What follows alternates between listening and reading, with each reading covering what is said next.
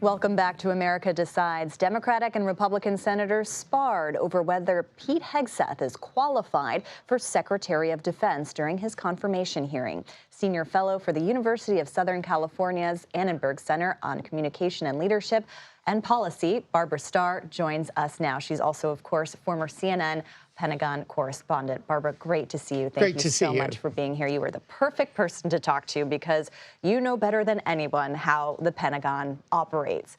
Can you give us a scope? I want to talk about Hegseth in a minute, but can you give us the scope of this job? I mean, this is one of the most powerful positions, if not the most powerful position in the cabinet.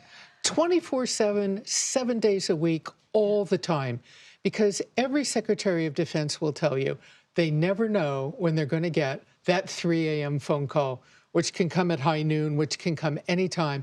And suddenly, in an instant, not only is it the national security of the United States, the safety of the American people, the safety of American troops abroad, but the instant need to advise a president of the United States on the best options forward in an instantaneous crisis. And sadly and tragically, they continue to happen.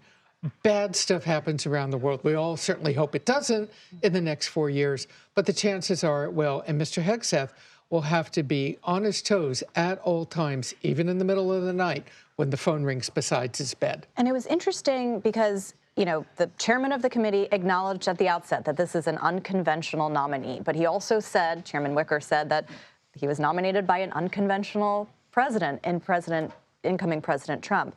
But it seemed like Democrats were focused on his lack of management experience and Republicans were focused on his military experience, having served in Iraq and Afghanistan. And I'm wondering how, you know, what the balance of those two are. Well, I think you just hit it right on the head, the nail on the head. It is a balance. It's not one or the other.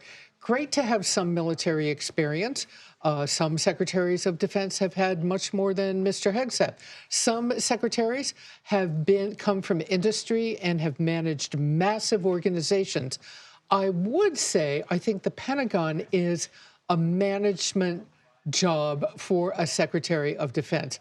You know, nearly $1 trillion in spending, the lives of thousands of people in your hands, the safety of the country. You have to be able to understand where all the pieces are, how the parts move, and when you get recommendations from your people out in the field, be able to balance them and decide what works, what doesn't, what questions you might want to ask that they're not even telling you about, and you want to be able to say to them, what about this, what about that? That's the management challenge. And Hegseth repeatedly emphasized his own military career and said, look, you know, we've had people running the Pentagon who looked good on paper, but they haven't had that experience that I have, you know, boots on the ground, quite literally.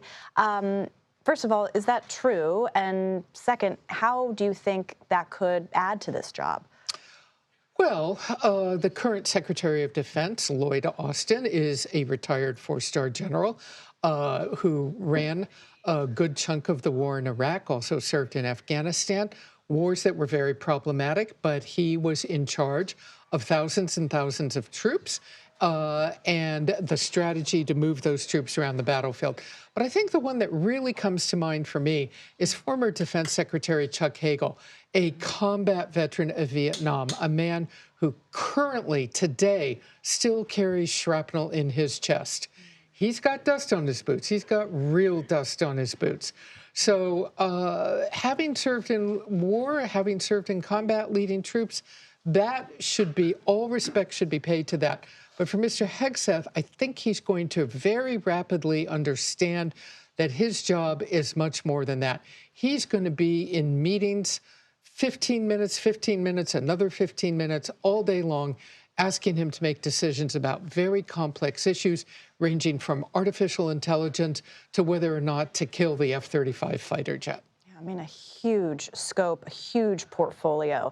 It looks like he is going to get through this nomination process, so we will see the challenges ahead. Barbara Starr, great to see you. Thank you so much for your reporting. We appreciate it.